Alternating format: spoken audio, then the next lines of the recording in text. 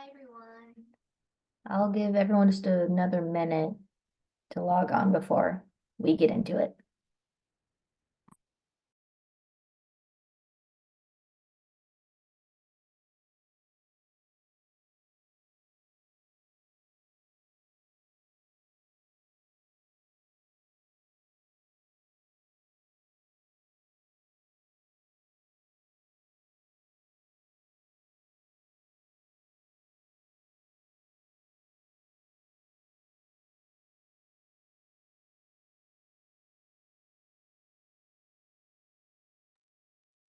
Okay, we can probably go ahead and get started.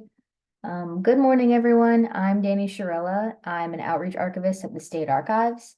I'm excited to introduce you all to Elizabeth LaFave, a chemistry PhD candidate at East Carolina University. Throughout her creation of Invenire, the digital service she'll be presenting to you today, she won the 2023 ECU Pirate Entrepreneurship Challenge and has worked with several small cultural heritage repositories throughout North Carolina. Before I pass it on to Elizabeth, I'll say that questions are welcome throughout the webinar. Just put them in the chat and Elizabeth will have a couple of breaks throughout the presentation to get to those. And with that, we can go ahead and get started.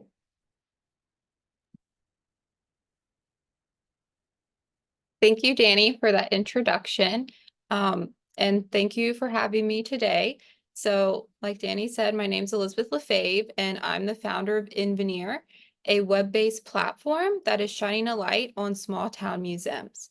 So today I wanted to share Invenire with you, but also expand into how I was able to grow a simple idea into what it is today. So to give you a little bit of background, like Danny said, I'm a chemist, and so I started working with the Country Doctor Museum in Bailey, North Carolina in 2020. So it had nothing to do with Invenire. It was to analyze some samples that they had in their museum, Humphrey's Homeopathic Remedies. They're unlabeled. So the director there was kind of interested into what could possibly be in them. So we analyzed these remedies. Spoiler alert, they're mainly sugar pills, but they did have another active ingredient, pigeonin, which is found in chamomile tea. But through working with the Country Doctor Museum, we were able to kind of collaborate with them in a closer level, learn that they were struggling with COVID closures. So we kind of wanted to look a little bit more into this, and we found that the problem was more widespread. So to delve into a little bit more, my findings, we basically looked into what was happening on a national and international level, focusing mainly on small museums. So we found that a recent crowdsourcing campaign highlighted up to a third of museums in the United States that were at risk for closures. And those closures were mainly a result of COVID. So what were museums actually doing to combat that? Well, a lot of the larger museums had the ability to go ahead and put some sort of digitization on their website. And this was working quite well. They had a 50% increase in website visits. So we wanted to develop some sort of solution, an early solution to what we could do for museums like the Country Doctor Museum in our state of North Carolina. So our goal at this time was to develop a 360 VR platform that contained numerous regional museums. We would use the Country Doctor Museum as our proof of concept, and our complete product would be a complete virtual experience to map everything in the Country Doctor Museum and put it online. So this would basically our forefront of what the platform might look like. So we would have different types of museums, like rural museums, art museums, war museums. Someone could click, let's say they wanted to visit an art museum. And once they click on the art museum, they would be taken to a 360 virtual experience into that art museum and digitize everything in the museum so they wouldn't have to go there in person. So in order to test this idea, there is a program at ECU called the I-Core process, and it's an NSF-funded program. put out by the Office of Licensing and Commercialization. And it allows you to test any type of idea. You don't need any sort of business background in the real world and see if it's actually a go or a no-go situation. So I worked with Annie Anderson from the Country Doctor Museum and Elaine Carpenter from Lapis Library, she's the archivist there, to go through this I-Core process and see if our initial idea to create this platform and create a complete digital experience would be something that our customers would want. So in terms of customers, that would be our museum directors as well as our users. So those would be any type of student users, teachers, parents, anyone that would be viewing this idea online. So the I-Core process is a pretty strenuous process. So it's around 2 months, and you meet with business mentors as well as mentors from licensing and commercialization that help you navigate a certain path to testing your idea. So we learned about value propositions, we learned about customer needs, and we also were able to make some conclusions based on what we learned from our customers and our users. So as you can see here, these are some of our key findings. So we conducted 27 total interviews, and after the I-Core process, our value proposition is shown here, that basically Invenire was going to be a technology gateway for museums and libraries in North Carolina to create exposure, accessibility, and perhaps even revenue. So we really wanted to focus on our competition during this time, because a big part of I-Core is to make your idea enhanced compared to the working gold standard. So through going through these different types of online platforms that are already available, we realize that A, most small museums aren't listed there, and B, the museums aren't given a forefront. So those are two things that we really wanted to incorporate into Invenire to make sure that we preserve the originality of each small museum hosted.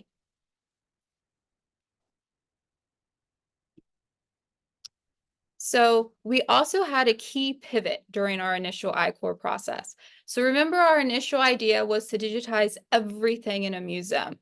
Well, we learned that our customers, those are our museum directors, they didn't want that.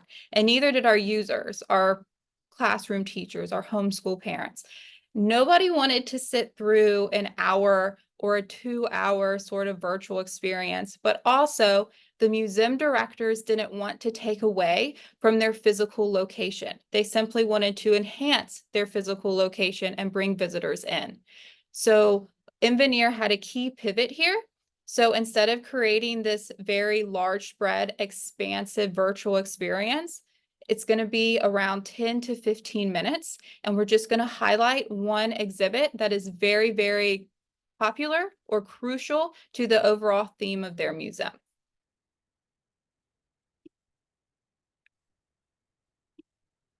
So as I said, we did focus a lot on customer interviews in order to form this new version of Invenire. So this is just a breakdown of the customer interviews that we initially conducted. As you can see here, we have public library employers, educators, school administrators, as well as museum employees.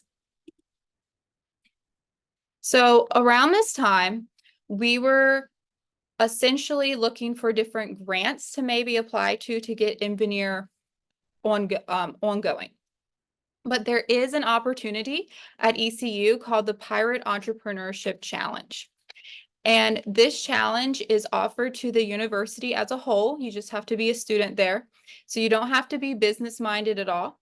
And you basically have an idea, develop a simple business plan for round 1, and make a poster, and they do this sort of round table visit where you set up in the mall at ECU, and ECU students, staff, faculty come by, they visit you, and they vote on what business they would like to see have access to the resources in the Pirate Challenge to actually come to fruition.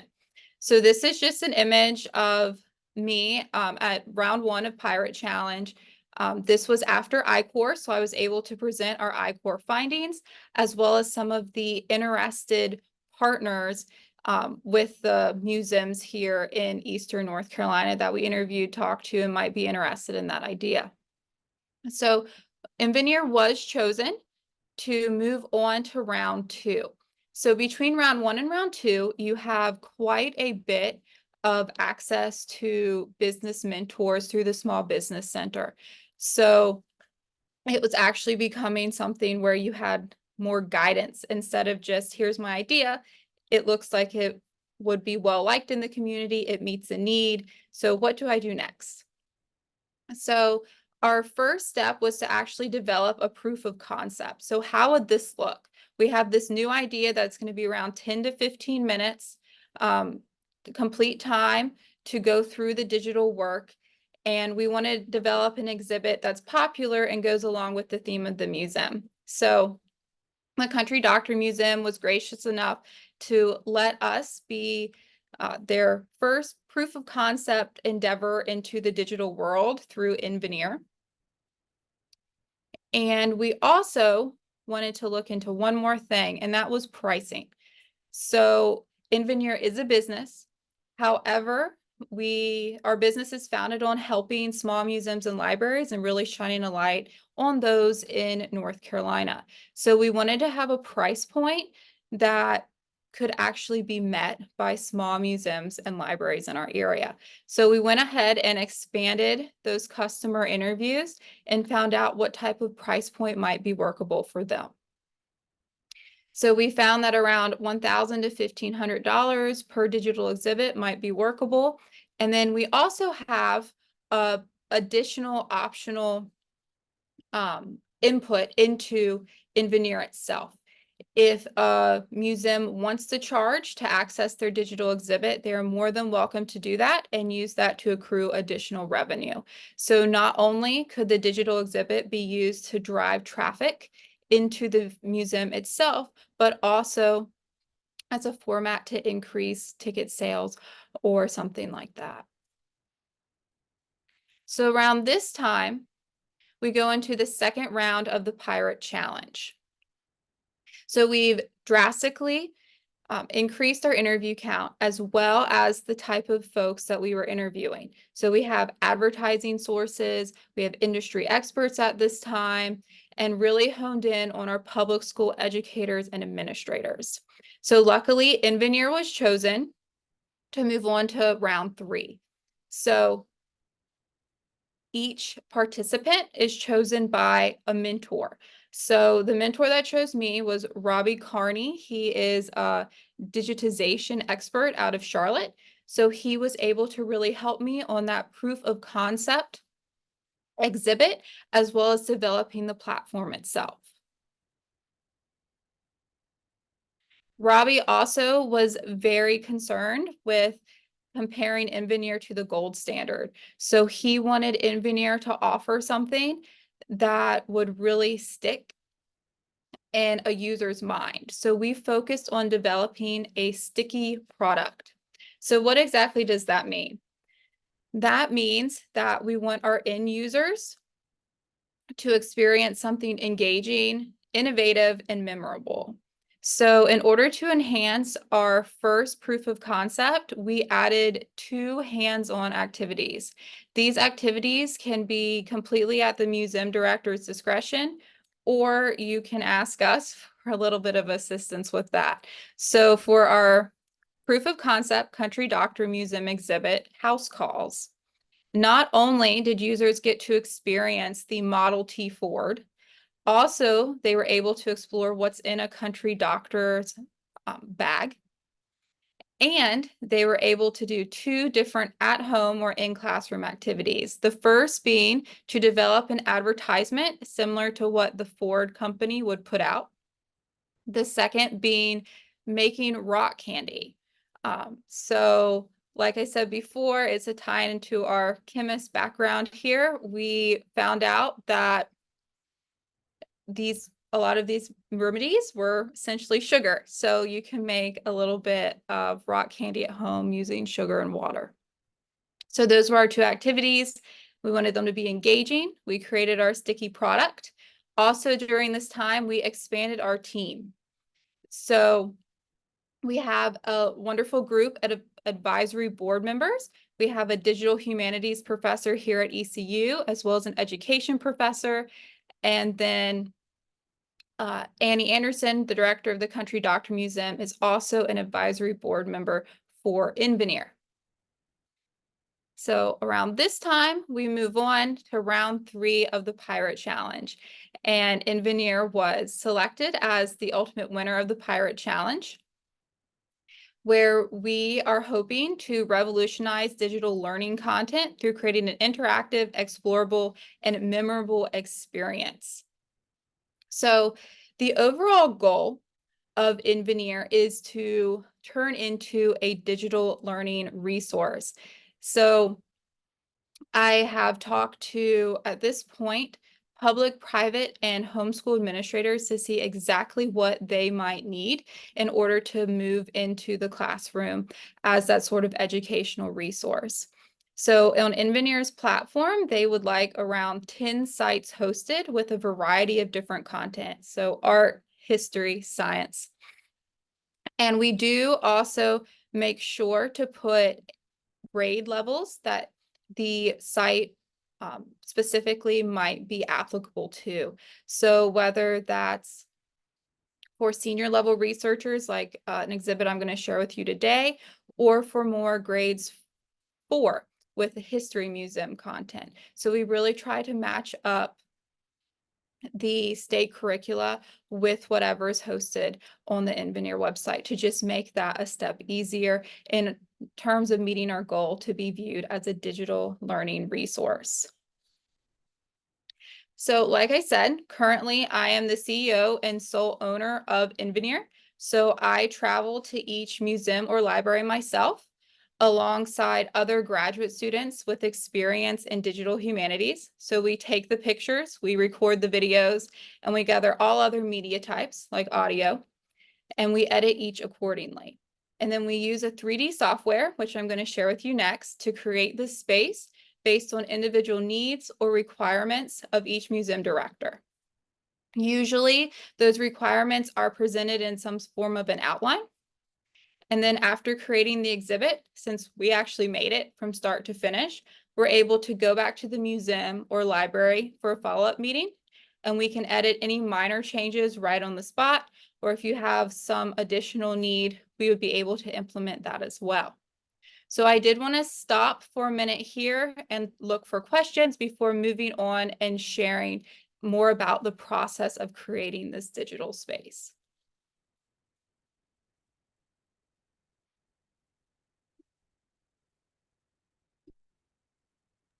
So if you can see it, Elizabeth, we do have one question from our co-host Adrian Burney. Are there examples of museums that charge for access to the digital exhibits? Yes, so I have 2 current museum partners that would like to charge for access to their exhibits, and they are both from Mebane. It's the historical association there, as well as the train display. So most frequently, the collaborators do not want to charge to enter their space. But that is, the price point itself is up to the museum to set, not for Invenire to set. However, if you do choose to charge, Invenire will take $1 for more of upkeep fee and management of that off the top. But other than that, it's really up to the museum if they want to charge, if they don't want to charge, and the price point as well. I did do some interviews before the Pirate Challenge was over to see exactly how much users might be willing to pay. And they're willing to pay around 40% of the cost of a physical ticket. Some other museums have maybe thrown along the option of combining the price of the digital exhibit with the physical ticket itself. So it would just kind of be enveloped together. Okay, great. And then Shannon asks, is it always based on existing real life exhibits, or are there opportunities to curate the exhibit fully digitally? So that's actually going to be one of the exhibits that I share with you today. So we did an exhibit for Lapis Library, and it is not an exhibit that is ever put on display. And I'll show you how we kind of input things in the digital realm to have them hanging in space, even though when you enter the room itself, you'll see none of these unless they're requested. So that will be something I share today, and that is definitely possible. That's all we have on the question front for now. Okay, so I'm going to move on and I'm going to share a little bit more about our process before delving into what the platform looks like itself. So this is kind of the process that we use. And I mentioned the Country Doctor Museum, so we're going to stick with theirs to showcase the editing process when I said that what exactly we do and what exactly we need when we visit the museum. So we do take these panoramic images of the space itself. For this particular exhibit, it is something that's lasting that you would see if you visited the museum. And you can see here, this is the carriage house from the Country Doctor Museum and how it's set up. And someone can explore all aspects of what exactly is in that room. And as you move through, you have the ability to put in little hotspots or draw attention to labels. So here, we really wanted to make this experience as close to the experience that you would have if you were in person. So we went ahead and added different hotspots, as they're called, that you can click on and actually view what is on this museum label. Also, especially for younger grade levels, we did incorporate a mascot. This little tire here incorporates some e-learning questions throughout the entire exhibit that students can follow along with as they go. And it's essentially just various perspectives of the Model T Ford. Again, you have full ability as the user to scroll around. We took these photos. We did work with Annie to provide the information in each of the hotspots. So that is up to the director's discretion, what they would like to include and how long it is. Just as a general rule, we recommend keeping the info spot shorter rather than longer, especially if you're trying to engage a younger crowd of folks. We also have the ability to explore different things. So this is that Country Doctor's bag that I mentioned earlier.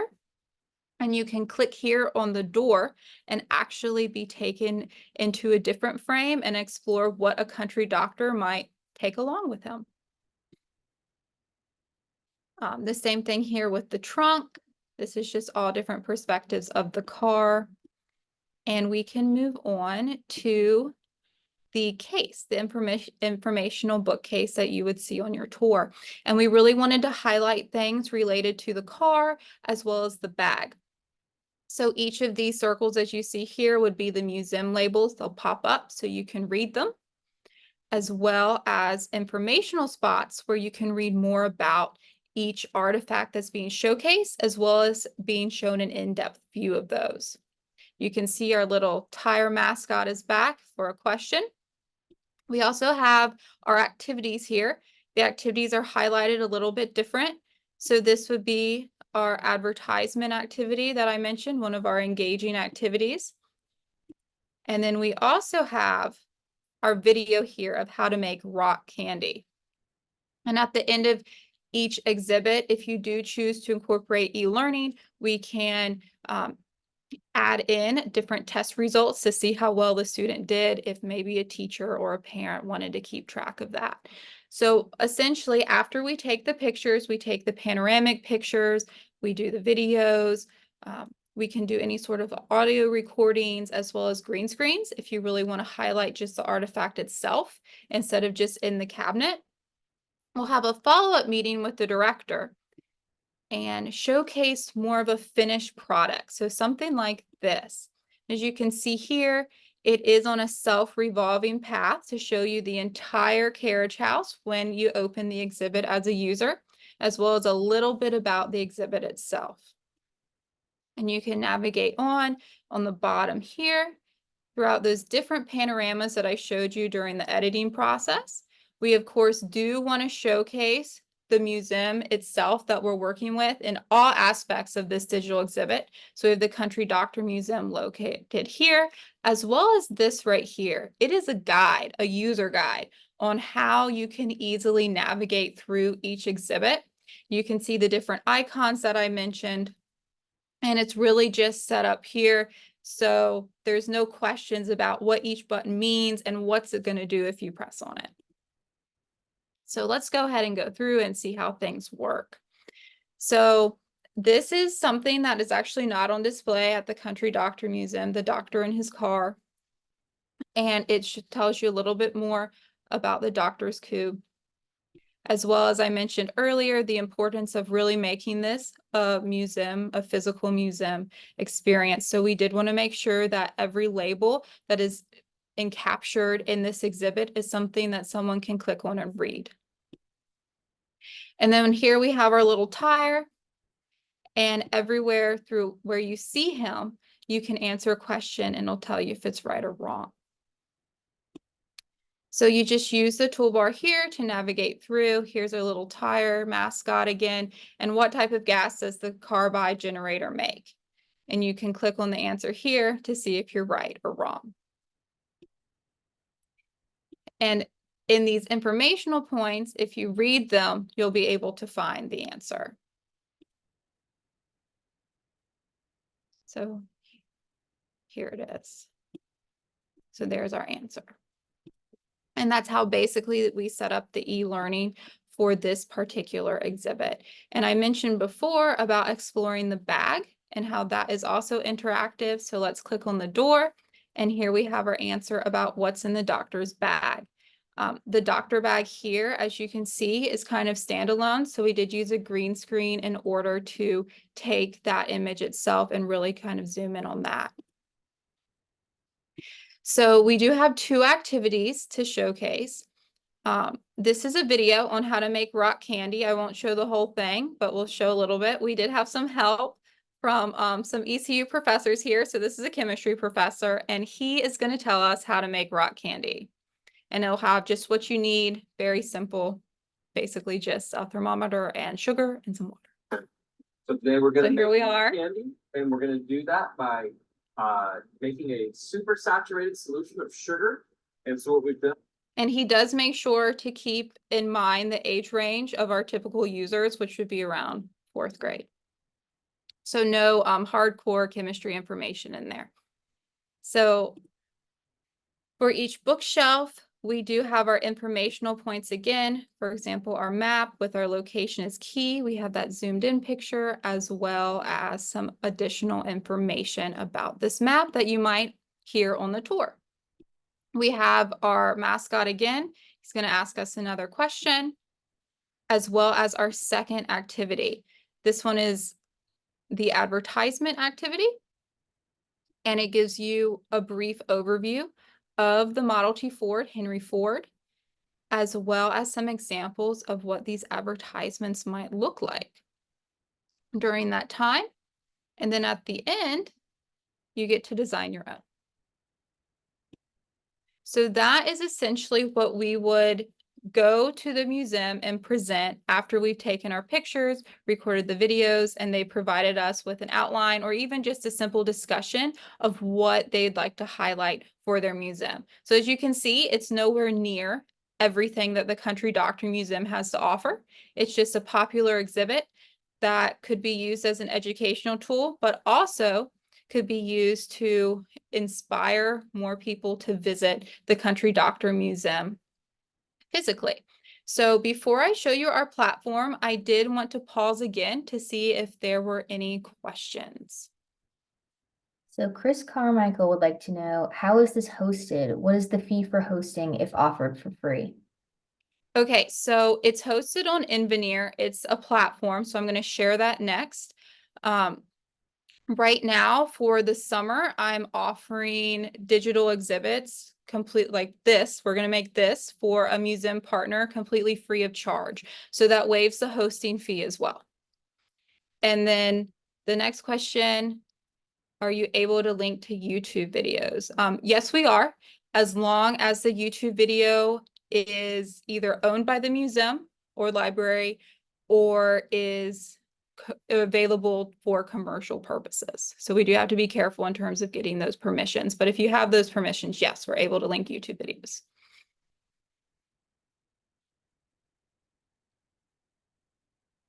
That's all I can see on my end.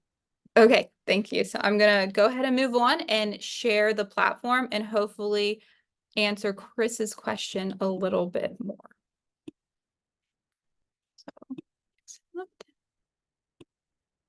All right. So this is the Invenire platform. So this is where all those finished exhibits are hosted. Basically, it just tells a little bit about Invenire and our purpose, as well as what we offer, who we are. This is just a link from the Pirate Challenge. Some examples from the Country Doctor Museum exhibit I just showed you. And then how our focus for right now is really the state of North Carolina. So I did mention that it's very important to Invenire that we showcase the originality and individuality of each museum partner. So right here at the very beginning, you can hit Explore Exhibits and be taken to both featured organizations or featured exhibits. So I did want to share the Lapis Library one next, so we'll go ahead and click on that. So Lapis Library does have their own website. So we wanted to link that there, as well as put in an overview of what Lapis Library is, their mission statement, as well as a picture. So what would it look like if you went there and visited? Again, this is up to the discretion of the head librarian or the director for what exactly they want to put on their organization page. From there, we can be linked to a digital exhibit page. So again, this is going to be at the discretion of the senior librarian or the director. We're most recently working with a public library here in Eastern North Carolina, and they actually want to link a calendar as well as their social media pages because they have a lot of bi-weekly book clubs or services offered for their community that they want to showcase here on their page. Other than that, I would recommend maybe describing what you're showcasing in your digital exhibit, and then of course, grade level wise. Now, we did want to make Invenire, even though it's digital, a little bit similar to what it would be like if you visited in person. So to access these exhibits, you do have to get a ticket. So these tickets are free of charge, but you essentially type in your name and email address and you get your ticket code. You're going to copy that. Then you're going to redeem your ticket in order to enter the space. So this is what our finished product looks like. This would be an individual logo based on your museum itself, as well as the colors that we use. So you noticed in the Country Doctor Museum exhibit, we really stuck to maroons. Here, since Lapis Library is part of ECU, we stuck to that purple theme. And we just have the overview again. Of course, they do have a standing website for their history collections. And we again have logo specific to your organization, as well as that guide on how to navigate through these exhibits itself. So I had an earlier question about, does the exhibit have to actually exist physically in the space? So the answer is no. For this one, these portraits are not hung up in the history collection space. So we just digitize them and we place them in the room. And we use these doors again. So if you want to learn about Dr. Andrew Best first, instead of Dr. Theodore Billroth, which are two physicians that Lapis Library chose to really spotlight for this digital exhibit, you're more than able to do that. So let's learn about Dr. Best. He is from the Kinston area. So we're going to give a little bit of information about him before navigating over to some artifacts that are also not typically on display. We're also going to be able to hear from Dr. Best. As a community physician, What special thoughts did you have about a medical school at East Carolina University? Well, I thought that there was a great need for the training of more doctors. So that is Some from of the Dr. Best's oral history, institutions and it's linked and here. some of the experts supposedly did not recognize it, and they were saying. Of course, you can also explore more of his artifacts. The other two artifacts that I had pictured there also have these abilities, but I want to go ahead and navigate away so I'm not talking over Dr. Best. And you can see zoomed in in this case, it's a baby scale.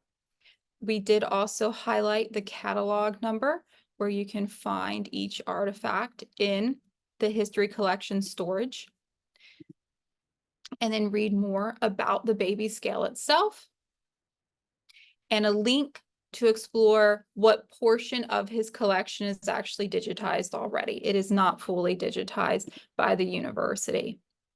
Now, I did mention that we had two physicians here.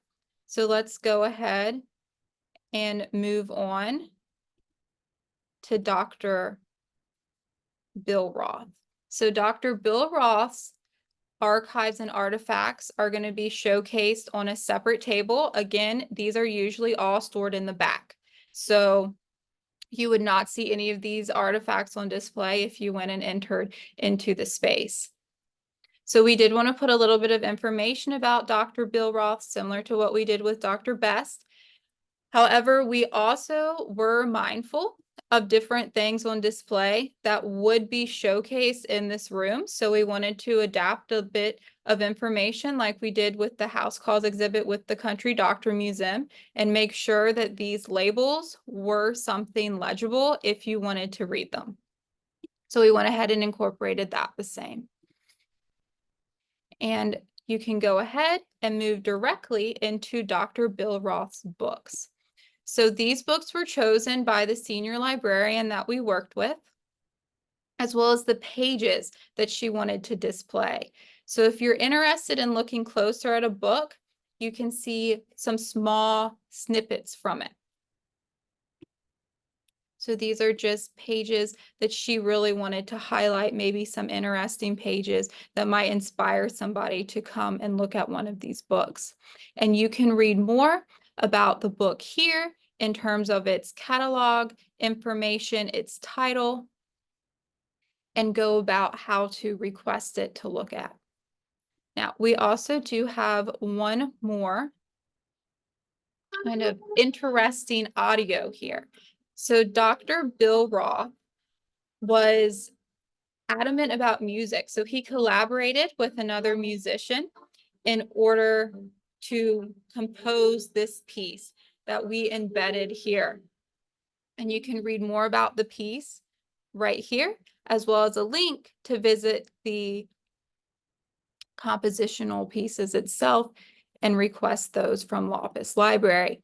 Now, this is for more senior level researchers, so we want to be mindful of that.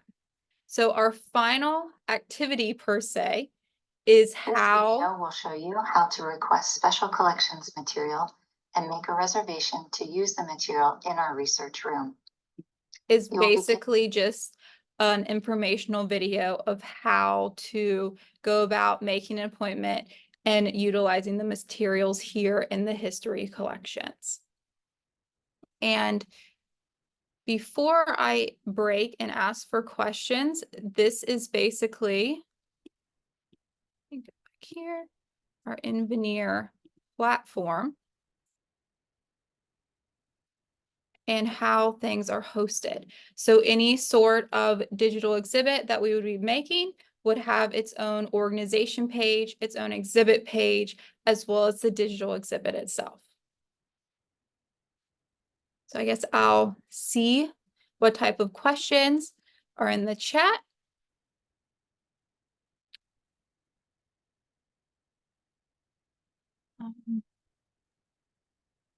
So is Can there you a see it, limit? Elizabeth? I'm sorry, Can you see it? Oh, you can. I can, yeah. Thanks, thank you. Is there a limit to the number of people who can be on the platform at the same time? So you just get that ticket number, and each ticket number is individual. So if it's a teacher with a classroom of 30 students and she has it on a projector, then she would just use that singular ticket number. If each student has their own computer available to them, then they would each get individual ticket numbers to access that exhibit. And then, can font sizes be increased? Yes, font sizes can be increased. It's essentially, it kind of works a little bit like PowerPoint or like Microsoft Word, and you can choose from different fonts, and you can choose from different font sizes. We are also going back and incorporating captions, closed captioning for each video to ensure improved accessibility there as well.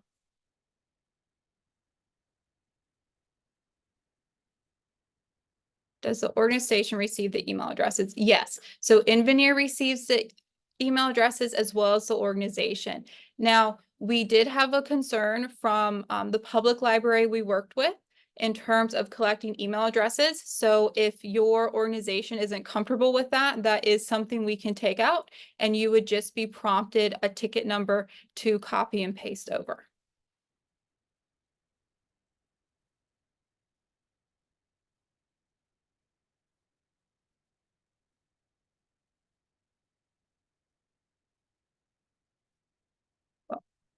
Are there any additional questions or anything else you'd like me to showcase? Will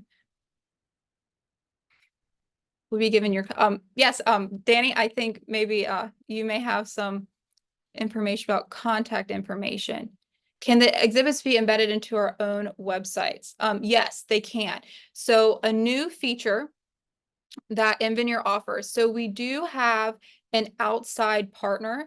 I do own 100% of the company, and I do make the exhibits with some help with some graduate students here, but I do not maintain the platform. We have an outside partner with another ECU alum that is a specialist in IT. So he maintains the platform, and recently he created the ability for each director to have access to the platform itself, their organization page and their exhibit page. So the director itself can control exactly what is shown there, which also allows them to house this content in-house if technology permits. So for example, if you have e-learning activities that you'd like to showcase throughout a physical visit, and maybe you have iPads that users can use, or maybe a computer in some of the exhibit spaces, you are more than free to host this digital exhibit there.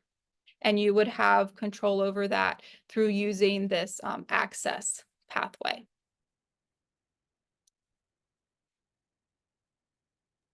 So I can answer Mary and Michelle's questions, and if there aren't any other questions, possibly. Do you want to answer Carrie's before I answer those?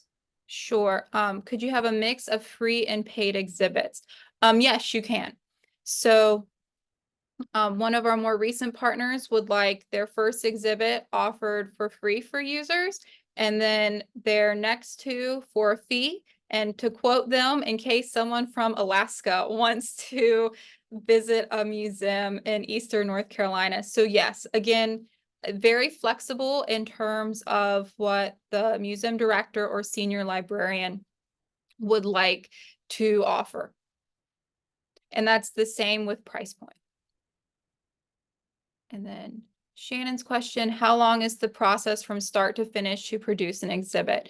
So that relies a lot on the museum itself. So we have certain directors that will make an outline of content to develop within 2 weeks.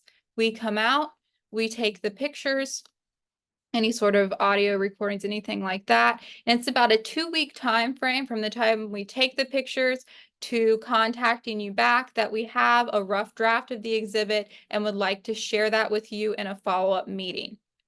Once that rough draft is okayed, it's another 2 weeks for our IT specialists to go ahead and place that on the Invenire platform alongside your exhibit and your organization pages. So about a month after you develop your outline.